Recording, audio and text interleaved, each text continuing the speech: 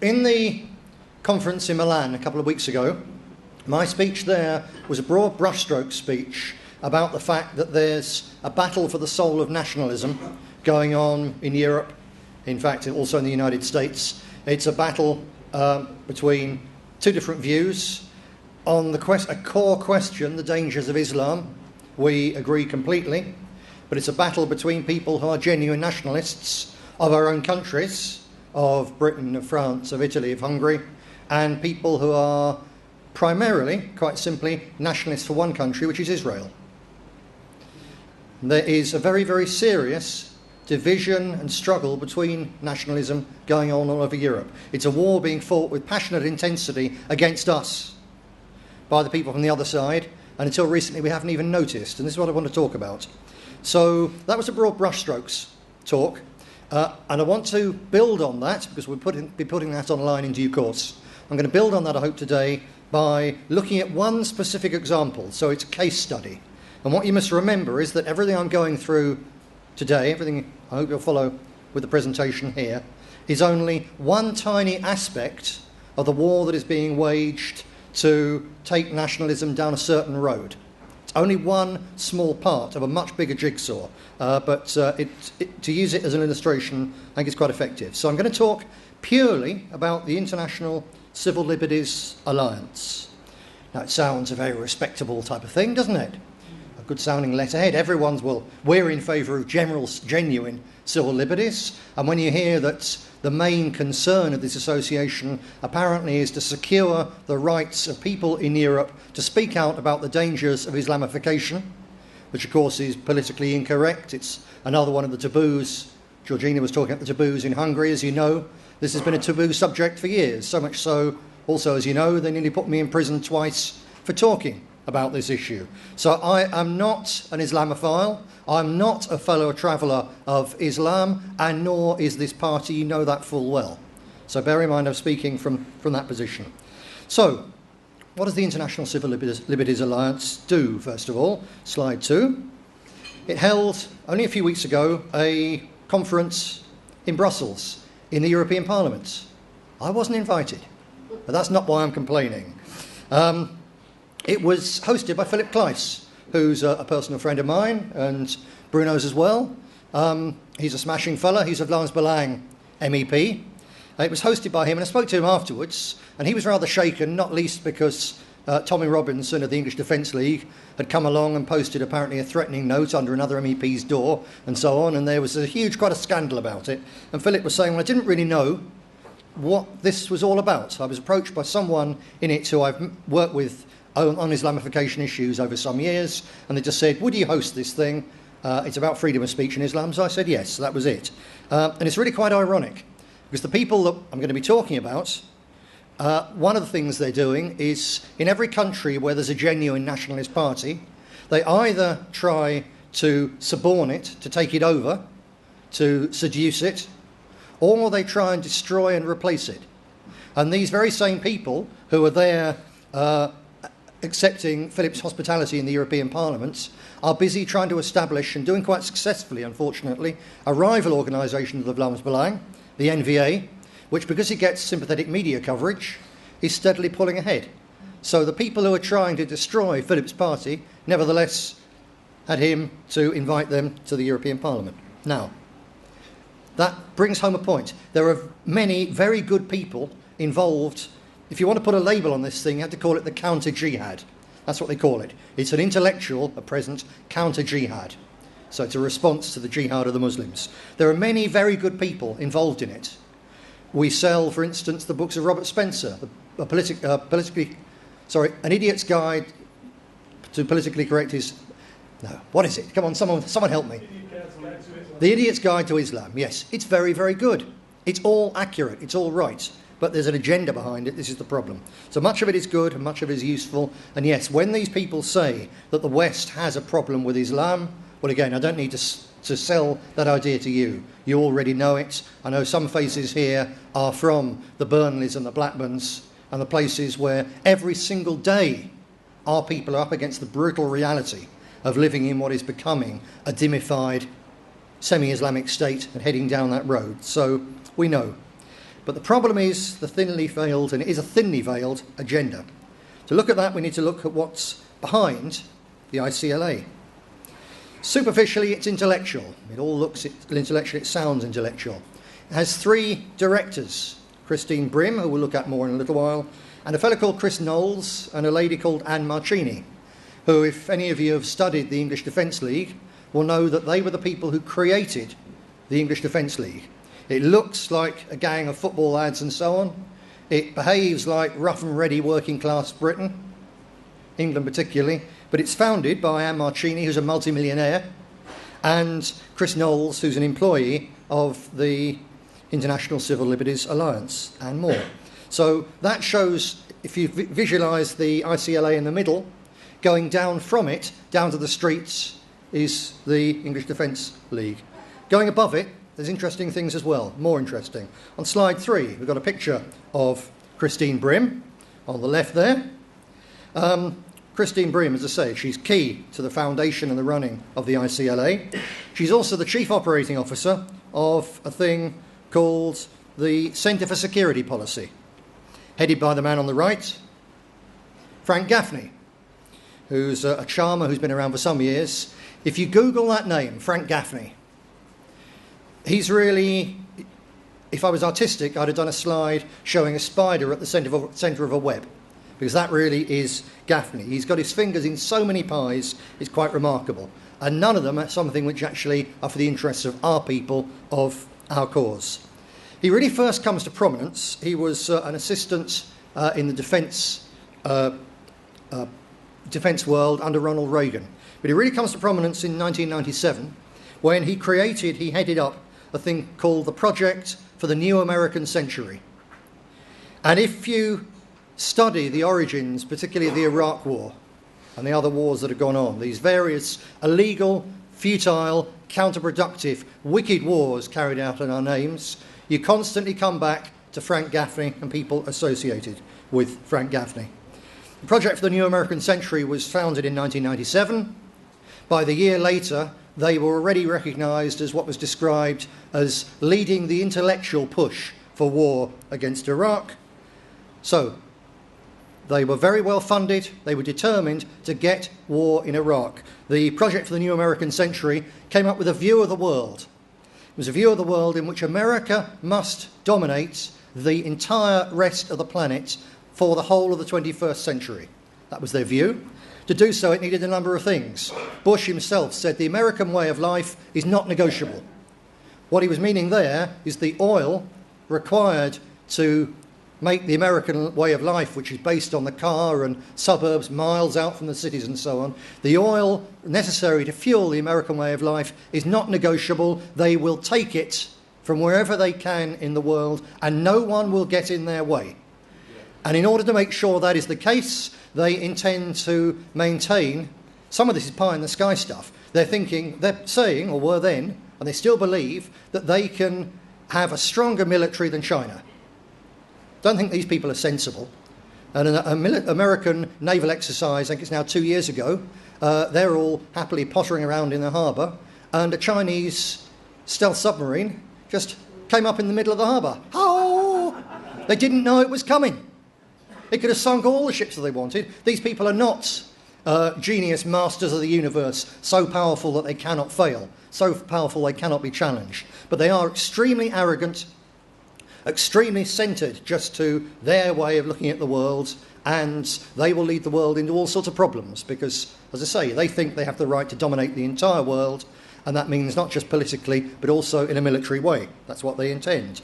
As part of that, and part of getting oil, they are absolutely determined they have to maintain and strengthen American holds in the Middle East. They regard Israel as their only reliable ally. If you actually know anything about the history between the United States and Israel, you would know that reliable ally perhaps is not the right word. Israel, the Israelis, it's hardly surprising. You really can't blame them. Their people have been throughout history, some very hard times. Now they've got a state, they want to keep it. And they fight like lions to keep their state. And as nationalists, we really can't blame them for that. But if they're fighting, or if some of their fighting for their state begins to impinge on ours, then we start to have a problem. And only then, but there is a problem here. So, they push for war, and slide 4, that's Frank Gaffney's work. That's the work of the man who is employing the person who employs Tommy Robinson to put people on the streets of our country, to undermine us, and also to create a moronic hatred against Islam and clashes against Islam, with the intention that it'll create so much trouble in Britain that then people will say, when they're looking at the Middle East, yeah, let's bomb Iran. We hate them all. Let's bomb them. That's his work. An illegal war in which hundreds of British boys died, thousands were injured, and it cost us billions and billions and billions, which, as you know, this country does not have. First Afghanistan, then Libya, now Syria, and then Iran. Now, the project for the New American Century was closed once it had done its work. It was simply shut down because it was there to get Saddam Hussein overthrown. Now, some people thought that was in Israel's interests. Lots of sensible people in Israel didn't regard it in their interests to have Iraq turn from a basket case under a socialist dictator, nevertheless stable, turned into a howling wilderness of Islamic extremism and hatred and violence, a vast terrorist training camp, which is what it is now. So plenty of people in Israel didn't want it. So what I'm talking about here is not Israel. It's not the Jews. It's a section of the Israeli polity. It's a section of Zionism, and one section only. But my God, have they done some damage with the likes of Frank Gaffney.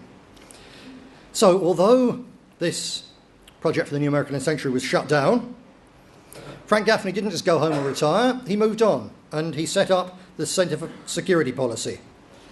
It's funded by the same people. Look at slide 5. Just the figures are there. I don't want to get into too many figures and facts because it gets overwhelming.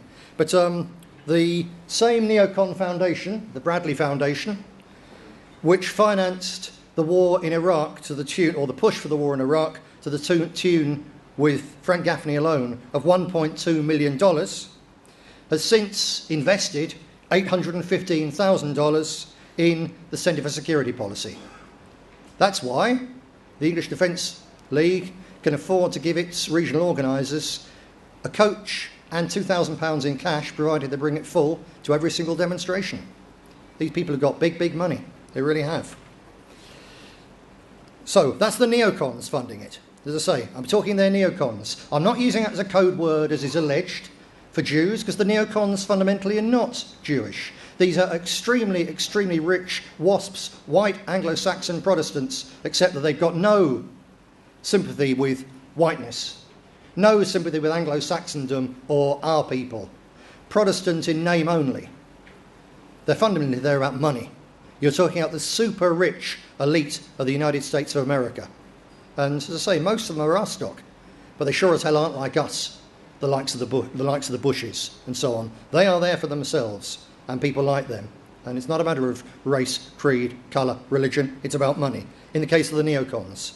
On the other hand, also funding this same operation, slide 6, is a selection of people who are most definitely Zionists, without a shadow of a doubt.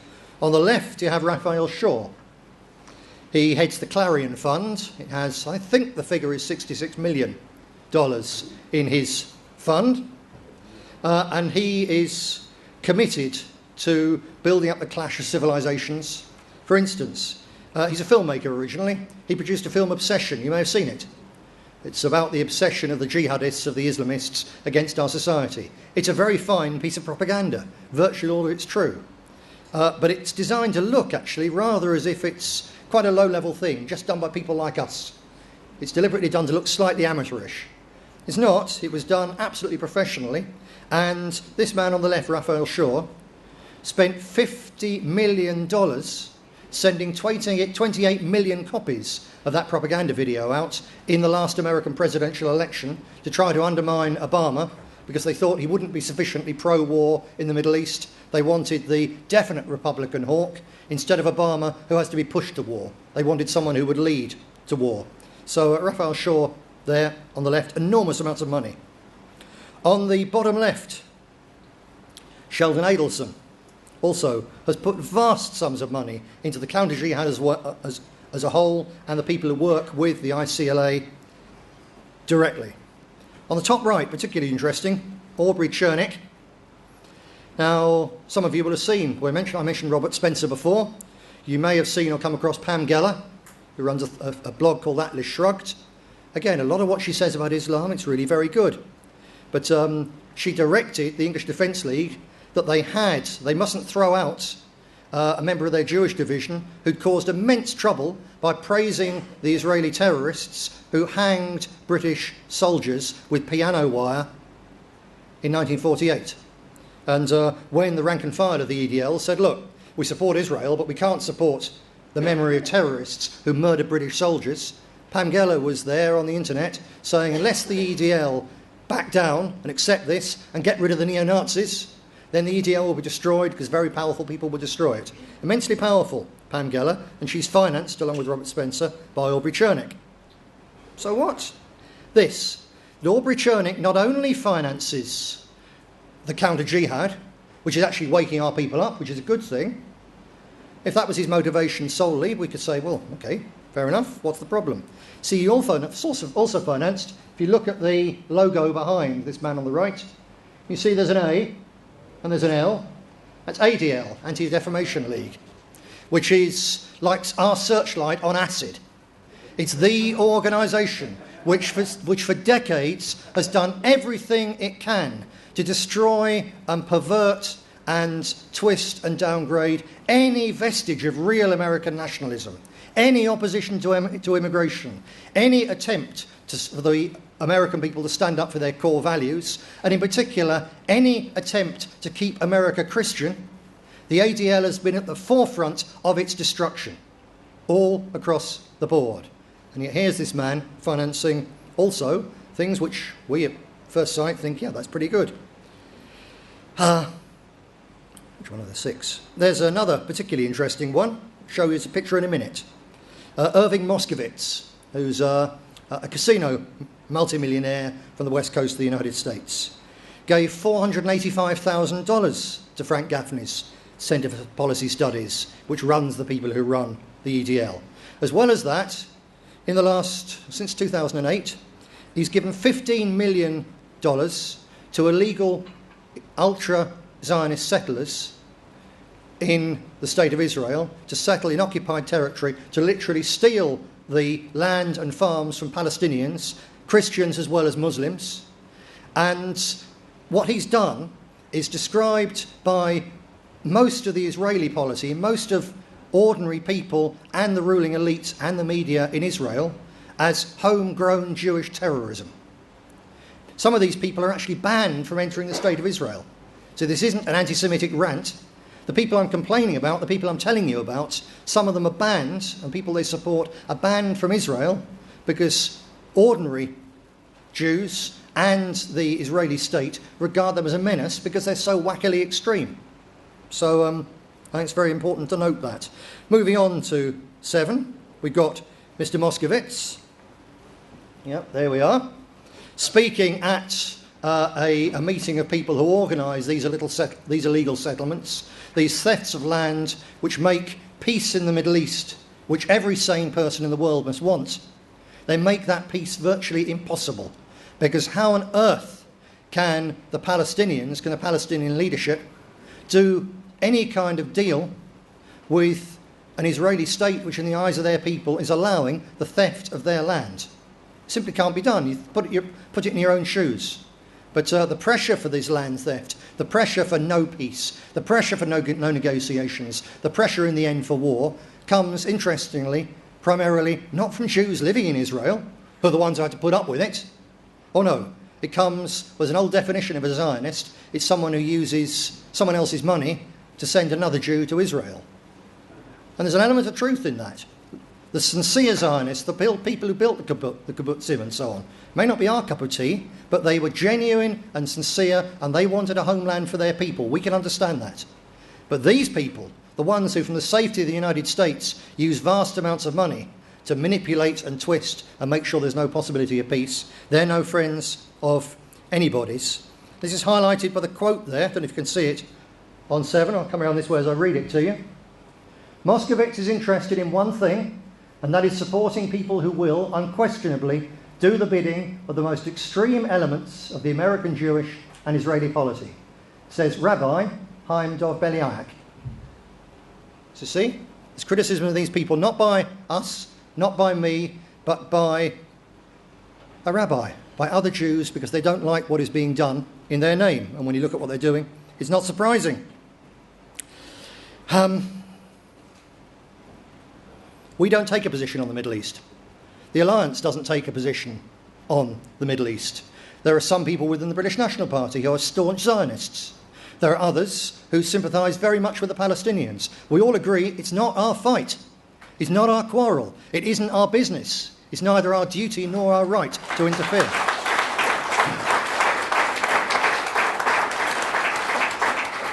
But other people do want to interfere, and it's a reason they want the British National Party out of the way. Incidentally, as an aside, again, directly for the BNP people here, you know the pain we went through, say, in 2010, with those waves of attacks on us by the Sun and so on. Brilliant, vicious, wicked lies on the scale, I'm sure, that Georgina was talking about, the scale that Bruno knows about.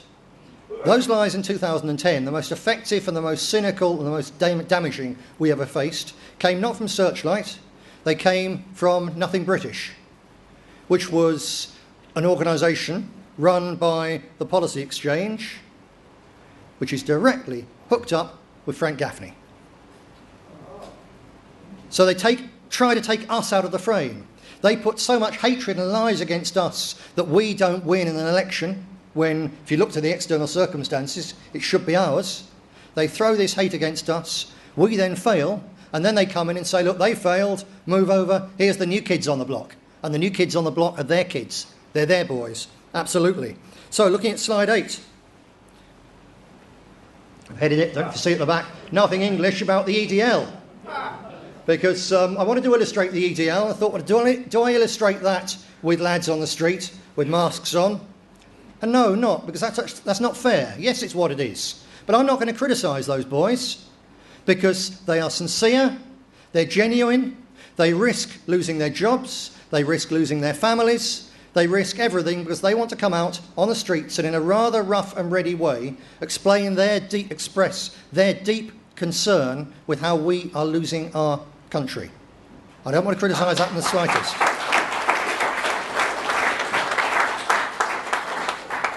But I think it's fair game, because that's one of the photos they like.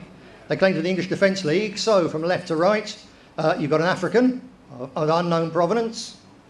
You've got Rabbi Shifrin from the United States. You might think a rabbi, a man of the cloth, a good man.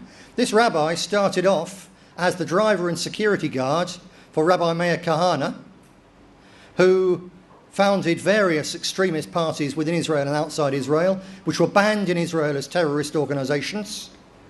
Shifrin is intimately tied up with a thing called the Jewish Task Force in the United States, whose leader, a man called Vic Vancier, served prison sentences for 18 bombings in the United States and Canada, aimed mainly against Russian targets in the days when the old Soviet Union wouldn't let the Jews out to go and settle in Israel fast enough.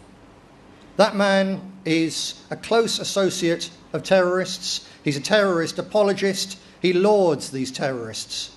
And there he is, actually directing the English Defence League.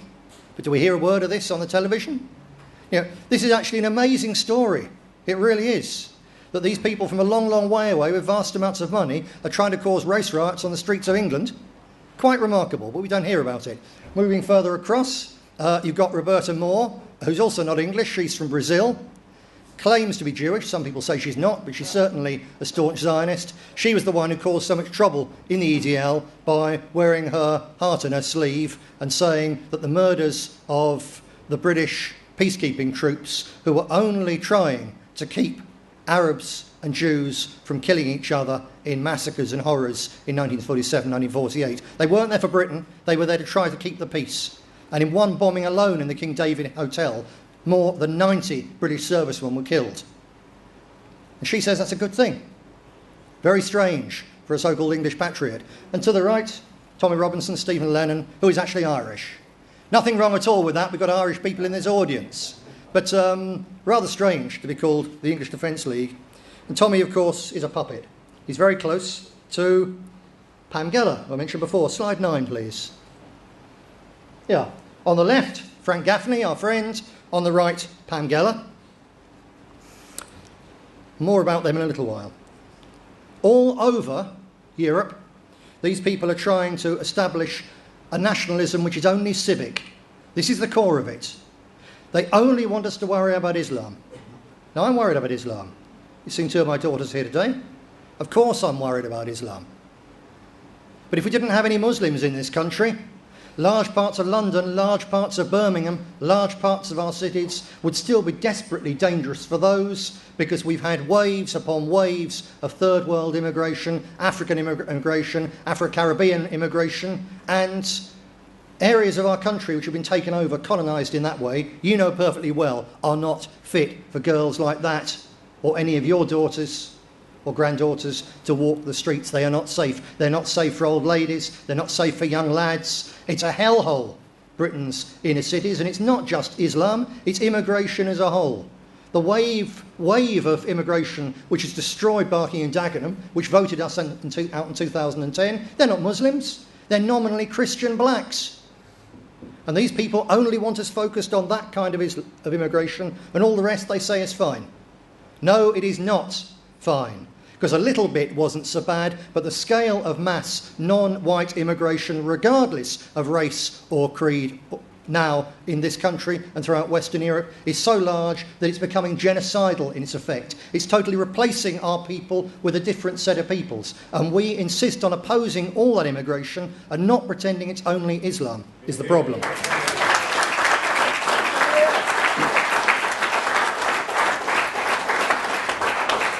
But that's what these people want, because while they're so busy trying to create a clash of civilisations and chaos on the streets, even worse than it would be otherwise, between the Muslims and the rest of us, in order for people to think, well, whatever happens in the Middle East, it's a good thing, basically, let's go and nuke them. While they're doing that, they also want to ensure that as the tensions rise, that the nationalists who are there to take advantage of it attain nationalists. Nationalists in their pockets. Nationalists are working to their agenda. And to this end, they're doing two things. They approach parties, they try and seduce parties, they take them over. As examples, the Sweden Democrats, not the Swedish National Democrats. Mark's on the good side, he's wearing the white hat, right? But the Sweden Democrats have been boosted by the Swedish media far, far beyond what is normal, far, far beyond the Swedish National Democrats, who are brutalised and abused and demonised at every possible turn. So now they have in Sweden a nationalism, certainly in terms of the elected element, which is completely under control. They're trying to do the same thing with the FPO, the Austrians. And when people accept invitations to Israel, as some of these different parties have done, what they do need to understand, they're not being invited by all Jews. They're not being invited by the Israeli state. They're being invited by a small clique of extraordinarily wealthy and extraordinarily dangerous messianic cranks. But they go along, they accept the invitation, and they think that then makes them okay, safe, clean, respectable, no one's going to touch them. It doesn't work like that, of course, because a lot of the Jews who do have a great deal of influence in the mass media in the Western world, a lot of them are very left-wing, and they hate these far-right Zionist Jews. They call them fascists, same as they call us fascists. So just because you're in with one group of Zionists doesn't mean the others are going to love you. So they still get hammered. So the last thing that Marine Le Pen went to in Austria, it was turned into a huge neo-Nazi fest, despite the fact that the Austrian leader has obediently gone along and gone to Yad Vashem and all the rest of it and done the kowtowing. They still get hammered. It doesn't do any good, but it does corrupt nationalism, because it means we're no longer there to speak up unashamedly for what's good for our people. People are thinking, well, what do my masters want me to do? And looking on, if they can't do it by subversion, by blandishments and bribes, they do it simply, as they have tried with us, simply get rid of the old party and bring in a new one. Slide 10. Yes, there you go. Paul Weston, head of the British Freedom Party at Yad Vashem. making sure that people understand whose side he's on. Well, he's not on our side, I tell you that. Again, he's a civic nationalist. This is the political wing of the EDL. And they're determined, these people, including the ICLA, they're determined to have him and his people, 5 or 6 of them, replace us. Because we're not reliable. Mr. Weston is. Moving on to 11. There you go. I should tell you a fair bit of what you need to know. That's a poster for the demonstration in September coming up in New York. Don't know if you can read the writing. SION, the United Nations Fight for Freedom, Stop Islamization of Nations. That's what SION stands for. That's what all these people are now forming up in one organisation. It's actually called SION, not with a Z but with an S, Stop Islamification of Nations. And they talk there about, at the bottom, you won't be able to see it, hard to see it from here, the sessions they're having, workshops on free speech, hold on, media workshops to fight the blasphemy laws. It's all good, it's all fine. But look at the imagery. Look at that imagery of what it's saying. These people want a war, and they want a war with our money, and they want a war with our boys' and girls' blood, and we have to say, no, not in our name.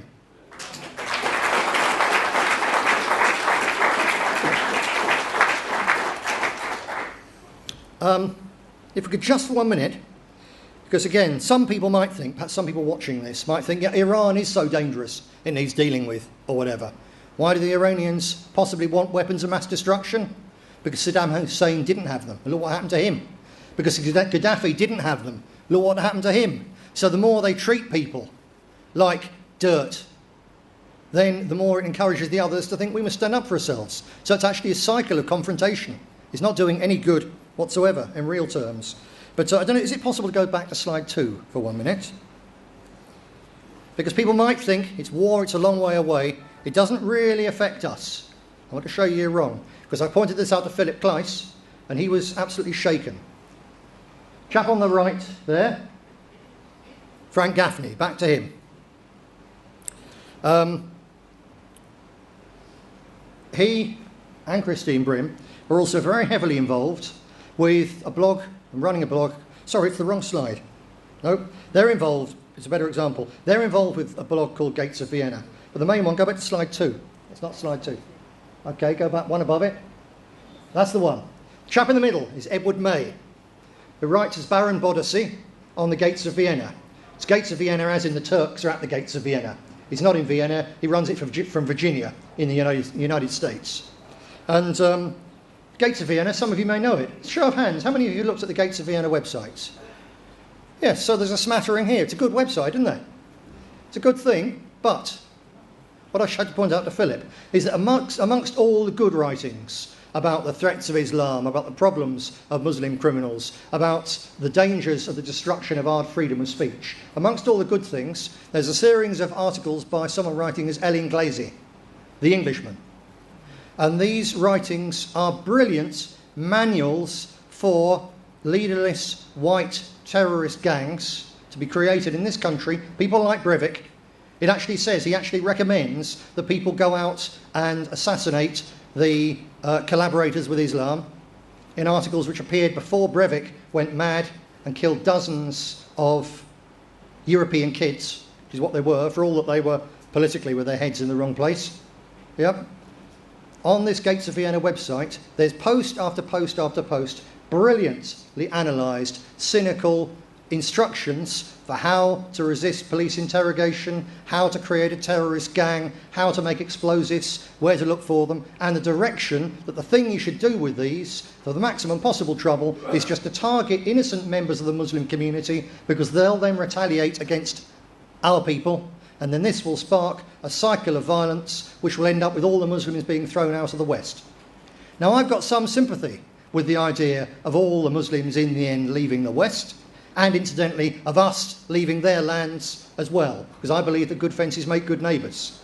But to have someone based in the United States of America posting material which is designed absolutely to make neighbour murder neighbour in towns in my constituency on a mass scale, that is sick and wicked beyond belief. And no one's pointed it out. Why the hell hasn't the Sunday Times, the Daily Telegraph, the BBC, why haven't they looked into, because it's there in black and white. It doesn't take very long to find this material. It's out there. These people are trying to create civil war on our streets. And incidentally, if they get it, who do you think they're going to blame? Yeah, us in general and me in particular, thank you very much. Yeah, absolutely, because we warned about it. We said this was going to happen. They're trying to make it happen. And yes, it's true, we have got this problem with radical Islam and their huge growing population and their birth rate. And it needs solving. But first of all, it needs talking about. It needs debating. It doesn't need turning into a spiral of manic, insane hatred and bloodshed when people hack their neighbours apart with machetes if they can't get the explosives to do it the big and impressive way, which Ellen Glazy is telling them on the gates of Vienna, thanks to the man speaking in the middle there. He's the man who is putting this, and he's speaking in the European Parliament, and no one raises anything. It shows how sinister and twisted, and to what extent these people... What is the mass media doing? Do they actually have friends who know exactly what they're doing? Or do they just think, well, I understand roughly what they are, so I'll leave them alone? I don't know what it is, but there's something deeply wrong. So moving on, coming very near the end now, moving back on to number 11. Yeah, and then, there you are, there's the war. Number 12, yeah. Something else very important here, that these facts, if you look on the internet on things like Stormfront, the neo-Nazi crazes, they pick bits of this up. So they've said that this whole thing, this whole picture all over Europe and the EDL in Britain, it's a Jewish conspiracy. That's what they say, it's Jewish. Because these people are obsessed with Jews. To them, all Jews are the same. It's a nonsense. You know, within our community, we get people like us, you get hardcore communists, you get people across a huge spectrum. And what a group of communist Englishmen do, we cannot be held responsible for. But these people are obsessed. It's all the Jews, they say. Well, no, because having looked at it a great deal, I'd say if you look at the middle management of this whole operation, you do find two groups overwhelmingly. You find ultra-right Zionist Jews, and you find ultra-upper-class homosexuals. British, American, French, whatever. These are the two groups who form the middle management. Because they're reliable, they can be relied to do what they're told. And they're self-motivating because the homosexuals don't like Islam because under certain interpretations of it, they're going to be stoned to death. So you see why they're not particularly keen on that. And you know how militant they are and how they work as a clique. And they promote their own and they protect their own and so on. So these people work together. It's the middle management. The kind of sums of money I've been talking about behind Frank Gaffney. Quite large from the Zionist multimillionaires. But nothing compared with the money that comes from people like this. Dick Cheney, Vice President of the United States under Bush, CEO of Halliburton, this company. You may have heard of Halliburton. It's the company who every time there's a war, the American military machine is now semi-privatised. The boys at the front line doing the dying and getting their legs blown off alongside our boys, they're still the president's men, just as our boys are taking the Queen's shilling. But all the munitions and everything that goes into it, all the logistics of war, is privatised. So every time the United States and we go to war, Halliburton, more than any other company on the planet, is there getting the boys to war, getting them their Coca-Cola and their ammunition and their nice cakes, because the Americans, as you know, Dale, go to war in an extravagant way. And then when those boys have flattened a country like Iraq, who gets the contracts to build it back again? Exclusively Halliburton in the case of Iraq. In the case of Libya, some of the oil companies that got the contracts to rebuild it are friends, for instance, of people like Alan Duncan, who's the Conservative cabinet member who oversaw Britain's contribution to the war. So there's some little minnows in it, but overall, if you see a war and you look at who benefited from it, you find this company and the tiny clique of men around Dick Cheney. Immensely, immensely wealthy. As I said before, not Jewish. These people basically are WASPs, except they don't have any identification with our culture, with our heritage. All they're interested in is money. So, to sum up on this, in a way, there's been a big change in what's a section of the intelligentsia which is largely informed by a messianic urge that does exist within the Jewish people. It's part of their heritage and so on. For decades, that mainly affected Europe with left-wing intellectuals, with this Jewish strand running through them, in things like the Frankfurt School, seeking to destroy and undermine our culture in every way, shape and form. Since 2001, there's been a switch, and it is a switch for the better, because now instead of left-wing Jews seeking to subvert our culture, you've got right-wing Jews seeking, on the question of Islam, to wake our people up. They're doing it far more effectively than we can, with far more resources. That's actually a good thing. It's creating, to use Mao's term, the water in which we, fish, can swim. That's a good thing, as far as they do that. But when, as so many of them do, they then switch over into wanting war in the Middle East, that's no longer a good thing for us, because war is a racket. And as I say, go back and look at Halliburton, and you will see I'm not talking thousands or millions, billions and billions and billions of dollars they get from every single war. And all we get is the boys home in boxes and the bill and the hatred of every Muslim on this planet, which isn't good for Britain. It's not good for our people at all. Worst of all, in a way, because whatever happens in the Middle East, like I said before, and as you all get, it's really not our problem, it's not our job, it's not our business. But that isn't their only target. Right from the beginning with the New American Century project, right up until now, there's another target in these people's eyes. Next slide. When they've dealt with the Middle East, they want to deal with Russia, because these people also hate Russia, just as they always hated Christian European, Western Europe, because it was Christian and Western and European. And their left-wing intellectuals, and our own traitor intellectuals and politicians with them, as you know, have brought the European identity of most of Western Europe to the point of no return, to the point of collapse, to the point within a few years, unless we turn it round, of extermination, such that the Front National can never again win in Paris, just as we can never again win big in London, because it's not a French city anymore.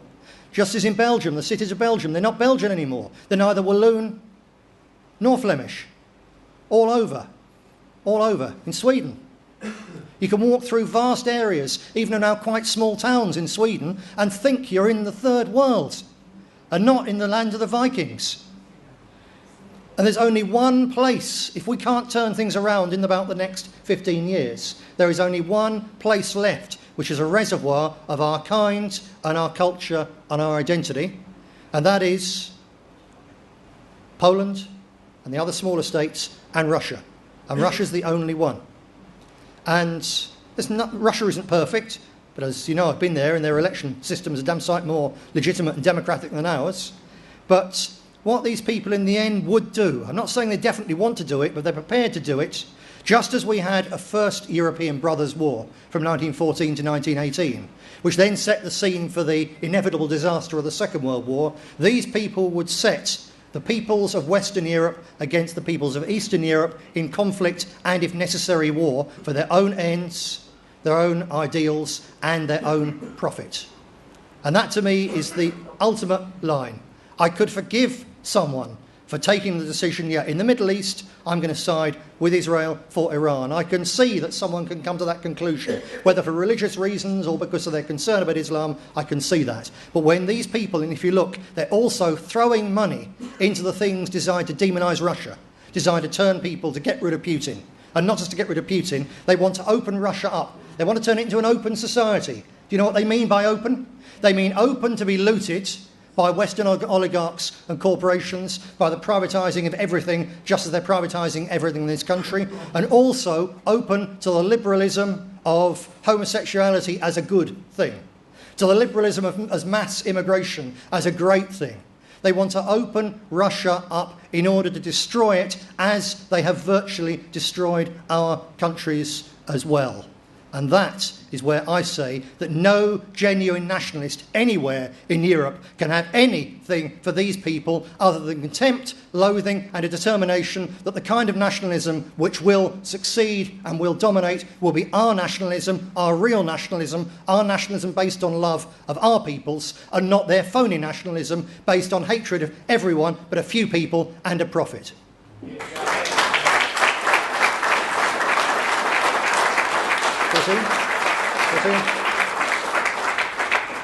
So there's our message. These are not our wars, it's not our quarrel, it's not in our name.